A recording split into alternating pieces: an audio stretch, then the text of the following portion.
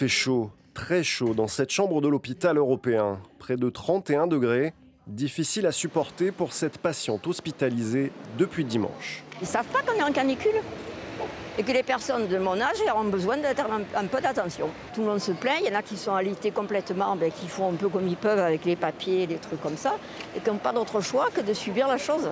Une situation confirmée par ce Marseillais dont le frère est soigné pour un cancer de l'estomac. Les chambres sont bouillantes, c'est intenable. Et là, aujourd'hui même, son fils, il était obligé d'acheter un ventilo pour mettre dans la chambre. Consciente des difficultés causées à ces patients depuis plus d'une semaine, la direction de l'hôpital européen entend y remédier. On a juste un petit souci sur une CTA. CTA, c'est une centrale de traitement d'air qui distribue une partie d'un étage où à cet endroit, on a une gaine aérolique qui est un peu écrasée, qu'on est en train de reprendre. Des problèmes de climatisation, l'hôpital Sainte-Marguerite en connaît depuis longtemps.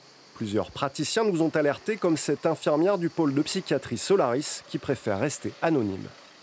Nos conditions de travail sont indécentes, maltraitantes. Dans nos locaux, les températures dépassent les 30 degrés pour des consultations qui peuvent durer plus de 2 heures. Et ça fait plusieurs années que ça dure. On se retrouve sans solution, totalement démunis. Des médecins du même pôle nous ont transféré cet email adressé dès le 11 juin à leur direction.